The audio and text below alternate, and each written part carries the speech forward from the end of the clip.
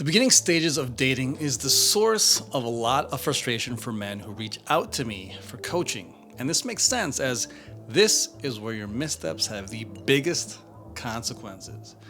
You haven't established much of a connection between you and the woman, so it's easy for her to move on if you're not doing it for her. And one of the biggest mistakes men make in these initial stages of dating that causes all of this frustration and pain is this: texting too much.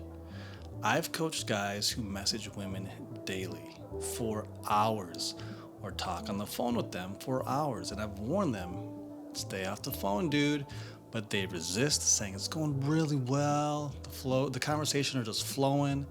Then they tell me they go out on a drop $200 on a first date, only to be told by the girl, she's not really feeling it. Ouch.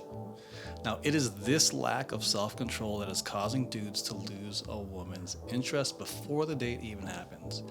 And if it does happen, well, it fizzles because you run out of conversation since you blew your wad during the week with all of that unnecessary chit-chat.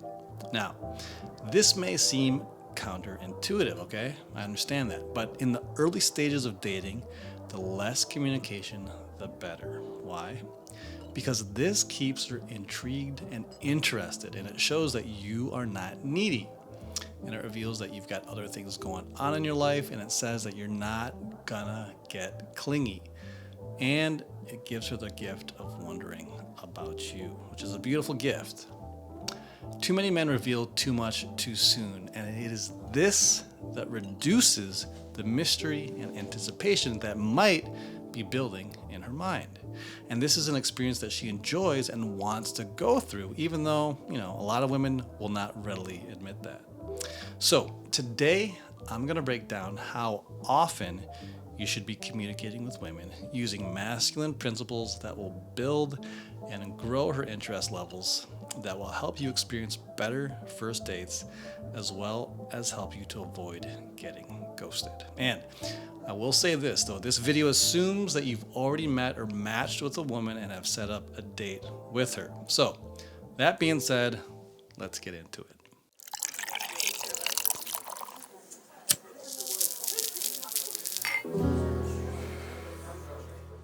Okay, principle number 1. Men are direct and to the point. Your phone is a tool for you to use to create an opportunity for the two of you to get together. It is not a device that you use to get to know each other, get more intimate, or send memes back and forth all week. You use it to be decisive. The phone is to find out when she's free and then let her know when and where to meet you. And because masculinity is direct and to the point, once you've led the interaction by setting up a date with her, then you've accomplished this part of your mission. You don't need to keep going on and on conversing, thinking that you need to warm her up. And this is a mistake a lot of guys make. They think that they've got to get to know her before the actual date, and this is not true. If she's already agreed to go out with you, then this implies that she's comfortable with you and wants to continue to get to know about you in person. So once you set it up, then you are finished. Your task was to set up the date, and you've accomplished that. So you've just got to embrace this part of masculinity, which is direct and to the point, and not about sharing your favorite memes on Instagram. I've experienced this personally countless times, and so have the men that I've coached, that when you are direct and to the point without going back and forth forever, asking what do you want to do or what she wants to do, where does she want to go, and make her essentially behave like a man by having to make all the decisions, women will comment. They will call this out on how they love how you took charge and were decisive. And if she does, she's already starting to see you in a positive light, and you haven't even gone out yet. And now that is being a sophisticated scoundrel right there. And so many of the men I've coached have experienced this very thing. Literally, women will tell them how much they appreciated it.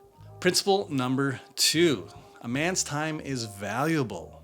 If you're a man with a strong life purpose and mission, then chances are you've got a lot of stuff going on. You're out conquering the world, and your time is extremely valuable. You're planning projects, you're meeting with clients, you're pitching your business or doing things to improve your career, or you're just out simply enjoying your life. You only have so much time per day, and you logistically cannot afford to be sitting on your phone texting good morning or how are you or what are you up to during the week. It's weak nonsense. You've got too much shit on your mind that time flies, and before you know it, boom, it is the evening of the date. Now, this does not mean you don't respond to her, but you don't reply the moment you get a text from her. You should be busy, and whether you use your phone for work or not. Even if you are on the phone for work, your head is in the game. The date with her is not your main priority, and this doesn't mean that she's not important. It just means that when you're at work, all your energy is going into that, and you don't want to get distracted messaging her or anybody else for that matter. So you reply when you have some downtime or at the end of the day. Principle 3, men reward women who have earned it with their time. So the next time you meet a new woman or you ask a woman out, ask yourself this: besides being beautiful, what has she done to earn your time and attention? You've set up the date and are willing to give time to her to see what she's all about. But if you're giving her hours upon hours, day after day, before you've even gone out, then this says to her that she does not need to earn you, that she gets you and your time for free. You are rewarding her by giving her so much of your time before the two of you have even come together to see if it would be worth giving that much time to each other. In the beginning, you're giving her some of your time and she's giving you some of hers, and that is as far as it needs to currently go. And even after you've gone out one time or maybe two times and had a good time, there's still no need to jump the gun. You've enjoyed the date and you've shown her a good time, and you're most likely looking forward to getting together again, but you want to allow her to reveal herself and show you what she's all about. And she's most likely doing the same with you. There is no need to get your own feelings so heavily involved yet. Now, this doesn't mean that you're stone cold killer or an emotionless robot. No, you're fun, you're charming, you have a good time, but you just don't dive in head first. You slow your roll.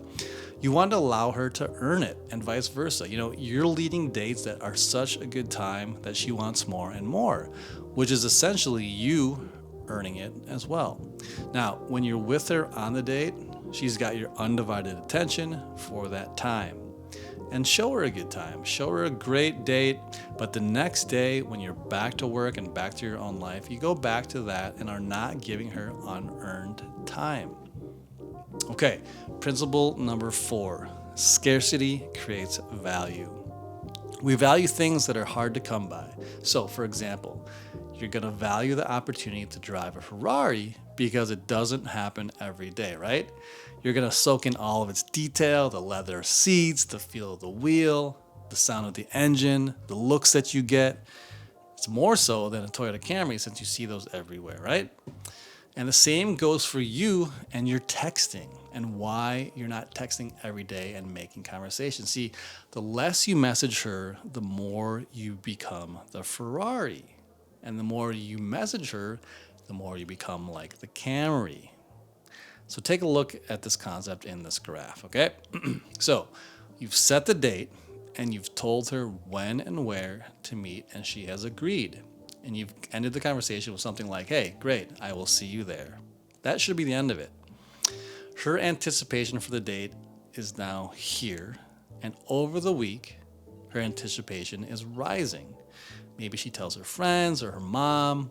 Everyone is asking if you've been talking, and she says no. Then the speculation begins, and this only increases the level of anticipation. Because of your absence, your void of presence, she might be thinking, well, how come he hasn't messaged me like most of the other guys do? He hasn't been blowing on my phone. This guy must have a lot of other stuff going on, which is great. He's not needy or clingy. Or sometimes they might even wonder, well, gee, is he still even into me? And then, of course, on the day of the date, she might actually reach out to you and say, hey, are we still on for tonight? To which you're going to reply, absolutely. So she has this sense of insecurity, and then you resolve it with that one-word answer.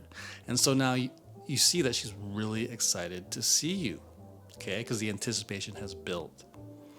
And I know there are going to be haters that will say that, no, she's not wondering about you at all, probably from feminist women. But if that's the case, if it means that she's a bad choice for a girl to go out with, or she's just not that interested in you. If she's not anticipating at all, then she ain't into you, which is, again, a bad choice for a guy to go out with a girl like that, because sweet feminine women who are interested in you will look forward to it and will have some sense of anticipation for the date.